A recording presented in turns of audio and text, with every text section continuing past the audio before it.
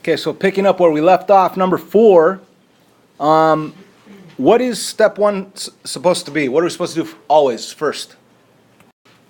Factor everything possible, right? And then step 2, cancel anything that's alike on top and bottom, okay? So these are the general steps. However, remember, you need multiplication to be able to cancel things out, okay? Now, let's start factoring, but let's also remember that this is a division problem, and we want multiplication. So whenever we divide by a fraction, what could we do to make it multiplication? Flip the second fraction. So whenever you divide by a fraction, you simply change the division to multiplication, and you flip the second fraction, okay?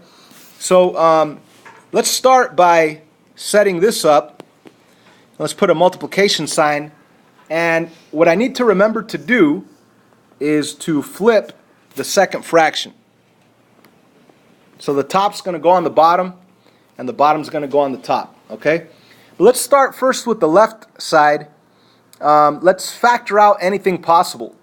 Now, this one up here is going to be way challenging because the a value is not 1. Okay, but let's just do this temporarily. I want to put parentheses here because I would like to be able to factor it at the end of it all. But how about the denominator? This one's pretty easy to do. Let's set that up also with the x's. So you have an x, and what times what is positive 9, that if I combine together, it gives me a negative 6. Come on, guys. Negative 3. Negative 3. All right. Okay, so we factored the bottom one. Now let's do this. I'm going to factor this top one, but I'm going to write it in factored form on the bottom. Because remember, I need to switch these anyway. Okay, so let me do this. So we're going to think, what times what is 16? That if you combine together is 8. That's going to be 4 times 4. Positive 4 times positive 4. And we are writing it on the bottom because we're switching the second fraction. And this bottom one, we're going to factor it and write it up on top, up here.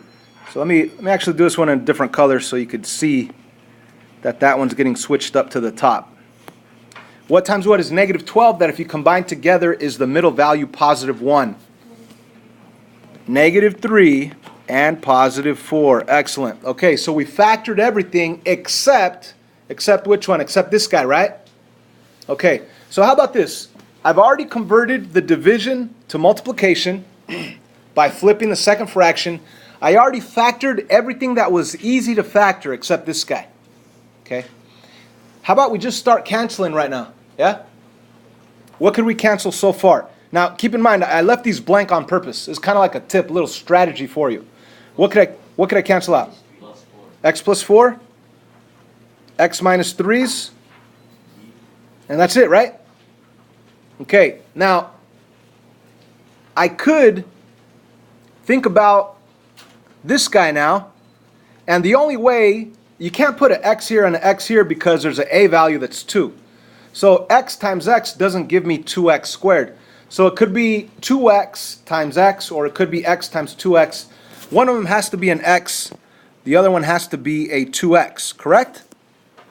Okay, now you could also guess right here, your last number is a negative 4, so you need something times something to give you a negative 4. So you could guess at it. How could you get a negative 4? Either negative 2 times positive 2, or negative 4 times positive 1, or positive 1 times negative 4. Now, what would be nice to have right here? X plus 4. So that's going to be my guess, all right? It would be nice if I had an x plus 4 up here, okay? Now, if this is a positive 4, then what would this one have to be in order to get that negative 4? Negative 1, okay? Now, that was my strategy on guessing the best way I can. Because it would be nice if the x plus 4 down here would cancel out with the x plus 4 up here. So that was a guess. I still need to check it. If I check it, x times 2x, that's 2x squared. X times negative 1, that's negative x. 4 times 2x is 8x, but with the negative 1x, it really does give me the positive 7x. So I actually guessed correctly. Does that make sense? Okay? How did you get it? Let's say you don't want to guess, right? We already know how to factor this quadratic trinomial up here. Let me do this on the side. If you guys remember, step 1 was to multiply a times c, and that gives us -8. And then you think of the multiples of -8 that combine together to give you the middle value, which is +7. So there are the possibilities of getting -8. The first pair of numbers will combine together to give you the middle value +7. The next step is where you take your trinomial and make it a quadrinomial, a polynomial, 4 terms, right? So you could factor by grouping. So you could rewrite it and say, so step 3 was to take that pair of numbers and rewrite that middle term as those 2 numbers with the variable x. So now you have 4 terms instead of 3 terms. And then you could go factoring by grouping. So you're going to look at the first group, and what could you pull out of there? You could pull out an x. If you pull out an x, what's going to be left over? A 2x minus 1. And on the second group, what could you pull out? You could pull out a 4, +4 that is.